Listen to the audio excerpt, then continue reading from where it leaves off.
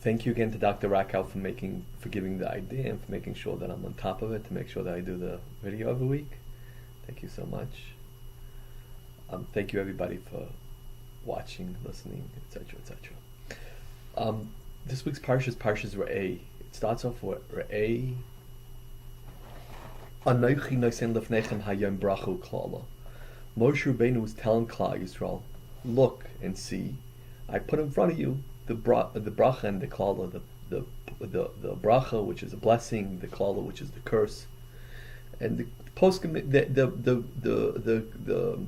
the people asked, the question's been asked, is why they say re'eh. Re'eh means is a singular. That means that we're talking about in a singular context. Instead of it should say the Jewish people. Moshe Rabbeinu is talking to the Jewish people, the hundreds of thousands of Jewish people. What do you say? You. It's not you. It's you in a general sense. It's not you in a specific sense. Why does it say you why do you say you in a specific sense? So I saw actually from my great uncle Rabbi Mordechai Katz, the Rashivin tells, who was nifter about 50 years ago, or maybe more than that. And he said that the reason is because when we say re'eh, I mean you personally. That means what happens is there's a certain type of thing that goes on when I'm in a group.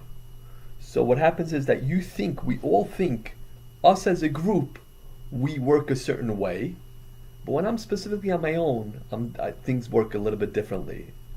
And any one of us, when Moshe Rabbeinu says you, he means you specifically. That means like this. It doesn't take a group to do the right thing. That means sometimes, God forbid, we're in a world that not everything's 100% always perfect in the godly sense, in the worldly sense, in the way that the Torah should be. So what happens is maybe we're going to be in the world and see things that look like they're better than the Torah, and where the Torah says no, that's not the right way.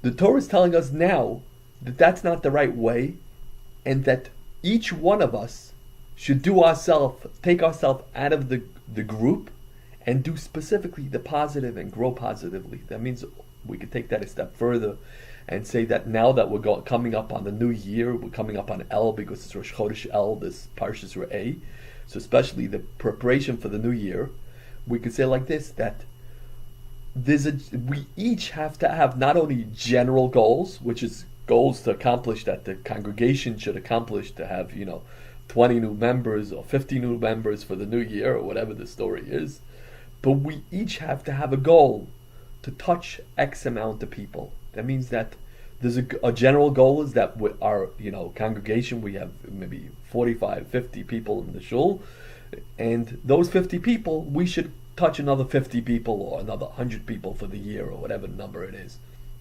No. Re'eh, look, each one of us, Moshe Rabbeinu is saying, has to have our own goal. Of course, when we talk about goals, we don't mean that a person should have humongous goals to give somebody an incentive not to try, not to make something happen. Instead, of course, you want to break down the goals in a small enough way to accomplish. I said over last Shal Shuddis, I said there's a certain type of goal. People always think I need a big goal. Say, I'm not going to give a class unless there's 100 people there. Right? So then it's going to give me incentive. I'm never going to give a class. But even if I do give one class and there's 100 people there, but the next month, if there's not 100 people there, I'm not going to give a class. So what's going to happen is I'm only going to give one class, a year or whatever the story is. But specifically, if I instead said, okay, I only need 5 people to be there for my class. So what happens is if every week of the year I end up giving a class with 5 people in my class, so 5 times 50 weeks. So I'm going to end up with 50, 100, 50, 200, 250 people touched, instead of the other way where the goals are too big for the person. So instead of making general goals where we all make together a goal, and then what happens is it might be too hard for each of us to do on our own and saying I'm not going to do it until everybody joins up, we have to each make specific goals for ourselves and say like this: every month I want to touch one person. Of course, if you look tremendously, every person, if you have a group of 15 people and every person touched one person each month, then from each person this times 12, let's say there's 15 people in the group, so it's 12 times 15. You come out 180 people just from if you have 15 people in the group. And then if you do that again, the same goal the next year, so you're going to times it again by 12. So you have 180 times 12 is over 2,000, whatever number that is, right? And then you do that again, year number 3, you do that times 12 again, and you add 2,000 times 12, so that's easy, that's 24,000, year number 3. Year number 4, you do that times 12 again, and you get 240,000, you get 300,000.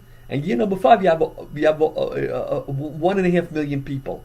So the idea is that we each have to look at it and say, what are my personal goals? How can I add to the group? And how can I make something that's small enough that it's easy for each person to be able to say, I could do that. Like if you made a goal and said you have to touch 50 people for the year or 35 people for the year, it would be difficult for anybody to start. But you say, just as a monthly goal, every month you touch one person. So that's 12 people a year. It's not a big deal for each person. And then from that, of course, what happens is you get bracha.